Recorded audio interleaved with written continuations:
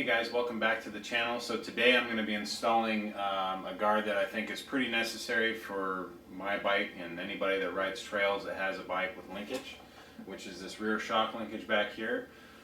This is a product by Moto Billet. It's called the Fastway LInkage guard. It basically replaces your dog bone and gives you a replaceable skid plate here on the bottom, so if you were to hit a rock or something that you're not going to take out your rear shock mount or your dog bone on the trail. It's supposed to be the best thing on the market, and it should be because it costs quite a bit. It was about 220, 230 bucks. Pretty simple to install. You just have to remove the dog bone. It comes with these adjustable inserts so you can actually change the length of the rear suspension. You can set it up for woods riding, or you can set it up for fast desert. I'm going to set it up for fast desert as I don't ride in the woods. And I don't ride real steep technical trails. It says to go to, it doesn't come with directions, but it says to go to PMB, so ProMotoBilletHowTo.com, and you can pick what model bike you have and print out the directions. So I was able to pick my bike and print out these directions, which we're going to be following today. And to take the linkage, the dog bone off and get this set up, we're going to go ahead and use this new KTM toolkit that I got, which is pretty cool because you should have most of the tools to work on your KTM, and it comes in a matching case that says KTM Power Parts on it, and it's a 60-piece tool set that they sell through AOMC.com or KTMparts.com. You can probably get it at a few other places. It was about $150, but it's got all the tools that you would need, all of the different torque sizes, and it matches the frame. It's kind of that magnesium color. So we're going to go ahead and get started.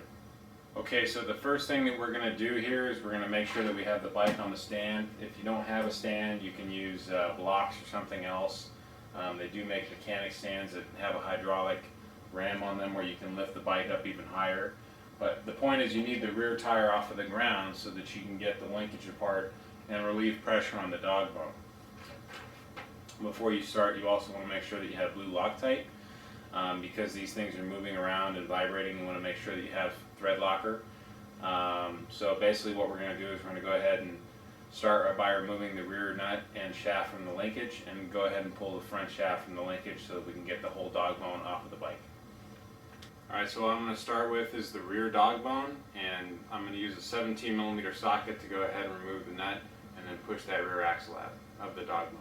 Now that I've got the nut off, I'm going to go ahead and relieve some pressure on this rear tire and pull this shaft out past the chain.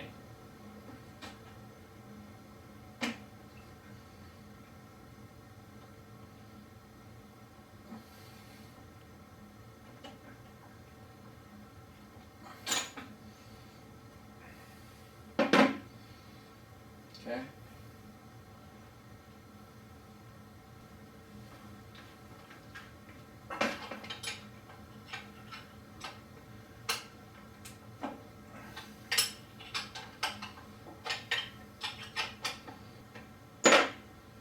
Okay, now I've got the nut off of the front shaft linkage, but in order to push this shaft out, it runs directly into the rear brake. I'm going to grab the camera here and show you exactly what I'm talking about. Alright, so right here you can see that this front shaft linkage, I'm unable to pull it out of the dog bone because it runs directly into this rear brake pivot. So I'm going to go ahead and pull this Torx head out and maybe possibly pull this link off here and see if I can get this out of the way so I can slide that shaft out. Alright, to remove the rear brake pivot, you're going to need a T27 and a T45 Torx. Okay, I got the T27 out, and I'm going to go ahead and move the bike over here so I can get full rotation on this rear brake lever.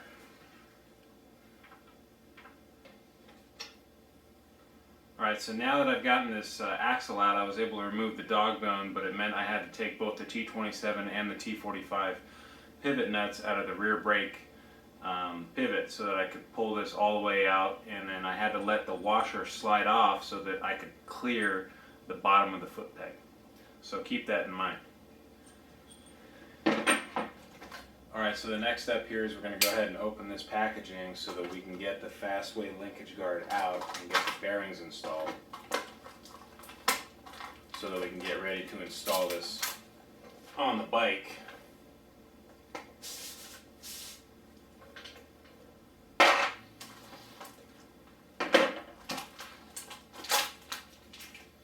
And this is a really nice piece too. I mean, it's a really high quality piece.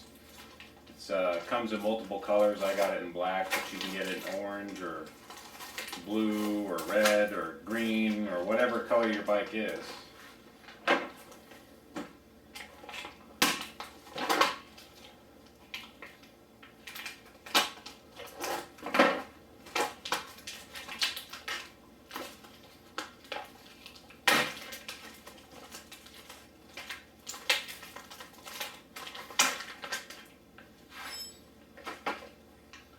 Okay, so I've now got the Fastway linkage guard out, and I want to give you kind of an up-close view of it.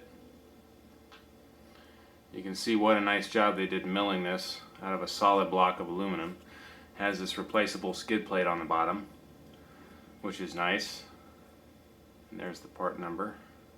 You can see that.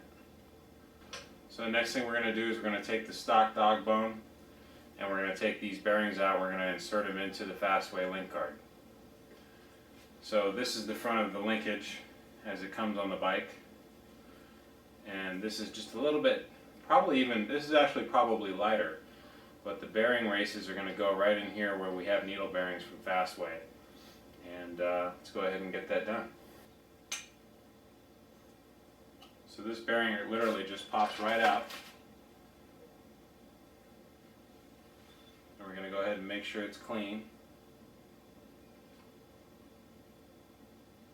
We're going to go ahead and just slide it right on in.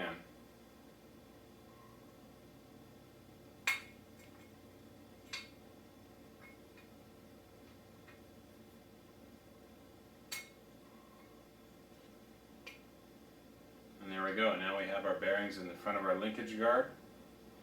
And then in the back here, we're going to go ahead and put our inserts in. Okay, so the last thing to do is in this package here, we've got these 4 inserts. And you're going to use 2 of them, but they have dots on them and they're marked 1, 2, 3, and 4. And based on what kind of riding you do, that's what you're going to use to decide which link you're going to use, because it'll actually shorten or lengthen the rear suspension. So it shows you here, if you use the 1 dot, it's stock length. If you use 2 dots, 3 dots, 4 dots.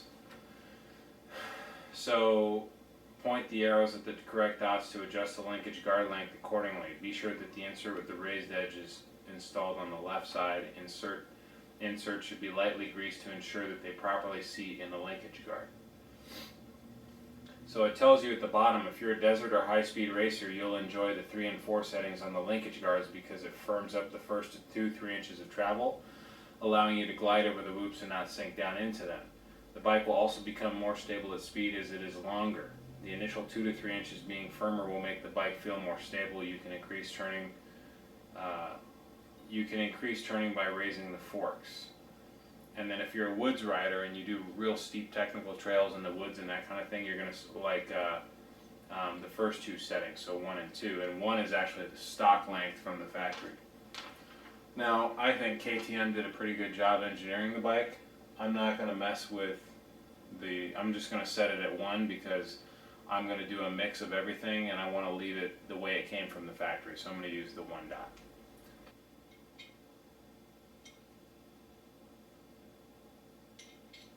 Okay, so now I've got my inserts inserted and you can see the little arrow here, and there's a 1 dot here and there's a 4 dot here. So because I want to leave it in the stock position from the factory, on both sides I put it at 1. And then if in the future I decide I want to change it around, I can go ahead and do that. But right now, I'm going to go ahead and use it in the 1 position. And you want to make sure that the raised insert, the one with the raised shoulder, is on the left side of the bike, because that's where the nut stops against the axle. Alright, so I'm going to go ahead and get this reinstalled. And I'm going to start by inserting the front axle back into the bike as I insert this new linkage guard into the correct position. Okay, now that I've got the front axle into the linkage guard, I'm going to go ahead and insert the rear axle with the flat spot facing towards the flat spot here on the raised insert.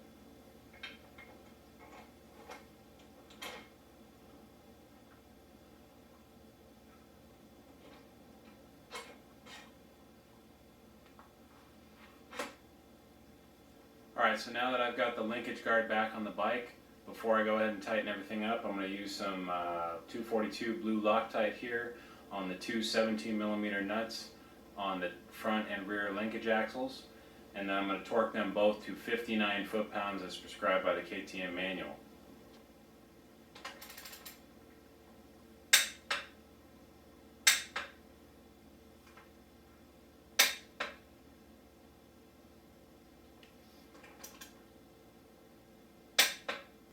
Alright, now we've got both the front and the rear linkage pivot bolts tightened and torqued to spec with the blue Loctite. We're going to have to go ahead and reinsert the rear brake lever pivot nut and ball joint. Alright, this is a view from the passenger side of the bike. You can see the linkage guard here. Here's the rear nut that we've torqued to 59 foot-pounds. Here's the front that we've torqued to 59 foot-pounds, both with blue Loctite. Now we're going to go ahead and have to get the rear brake pivot nut back on here and the linkage with the ball joint back on here as well.